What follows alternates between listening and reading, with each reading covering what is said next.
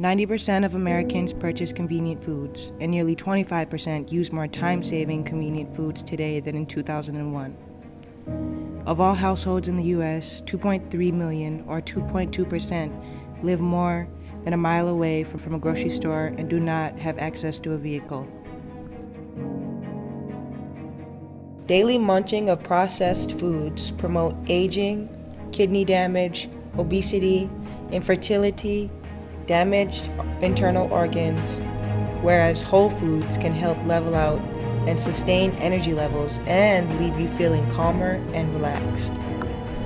Farmers markets offer produce that is often fresher than anything you can get from the grocery store because it is grown locally instead of being shipped across the country.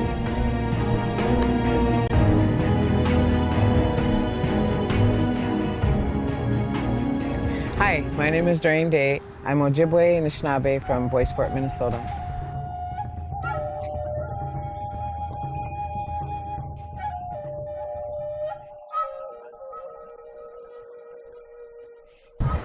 My name is Lanice Baker. I'm a manager at the Indian Health Board of Minneapolis. I oversee a project called Mashkiki Gitagan, which is this garden that we're sitting in. Mashkiki Gitagan, it translates to medicine garden, and it's Ojibwe. I'm Jesse. I am an intern at Dream of Wild Health. I'm from the Lakota tribe, and I'm 17 years old. I'm Diane Wilson, and I'm the Executive Director for Dream of Wild Health. I think our food changed when the first supermarket was built.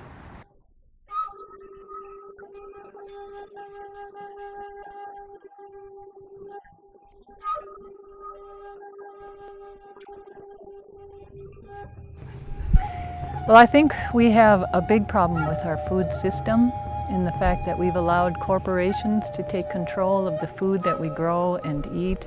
And as a result, the food that we have access to has been produced more for the profit of corporations than for the nutritional and physical health needs of our people. I think some of the biggest problems with the food and sort of like the food trends that we're seeing in the Native community that we work in, it's sort of like a reliance on convenience food. So it's sort of like a reliance on things that are convenient because we think that maybe we don't have enough time to eat local, fresh, whole food, like the stuff that's growing here in our garden.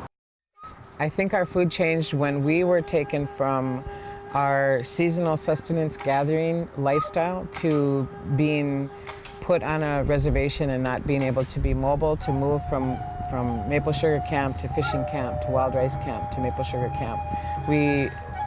Those were the things that we actually had to go and get our food.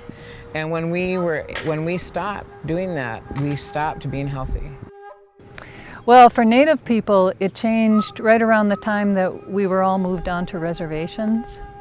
Actually, it was even before that, when people left what was a traditional indigenous food diet based on hunting, gathering, and cultivating a few foods like we were in this region. And then as we were moved on to reservations, those healthy foods were replaced with commodity foods, which are high in starch, high in fat.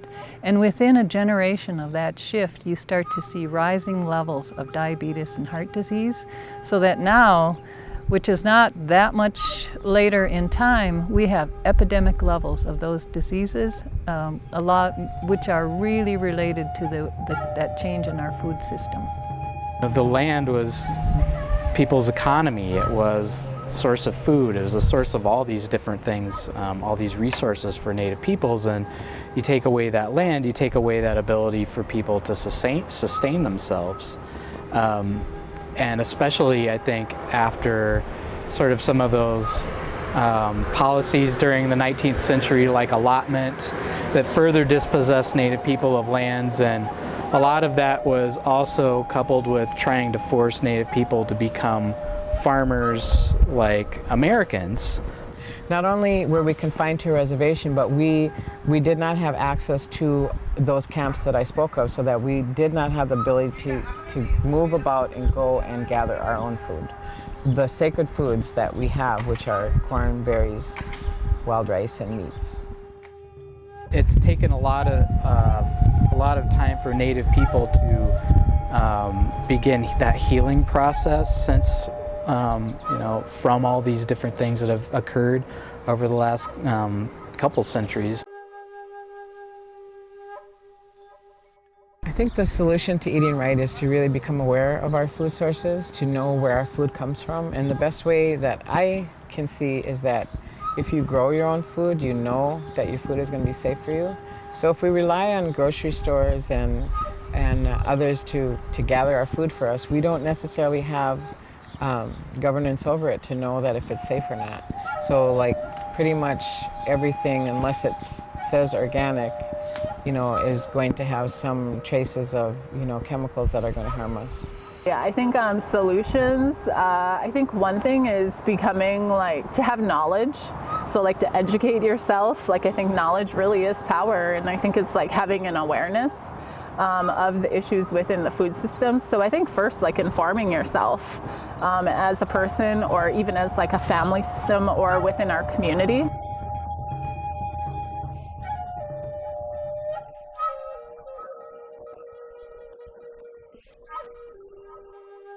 I think the solution to eating right is rebuilding a relationship with the earth and understanding that the food that we eat is really a gift from the earth, whether it's the meat that's part of your diet, or it's the plants, or it's foods that you're going out to gather.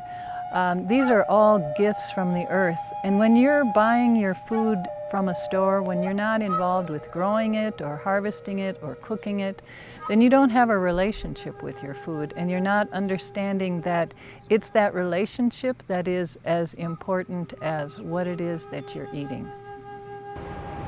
I guess the world is our pharmacy, if you think about that.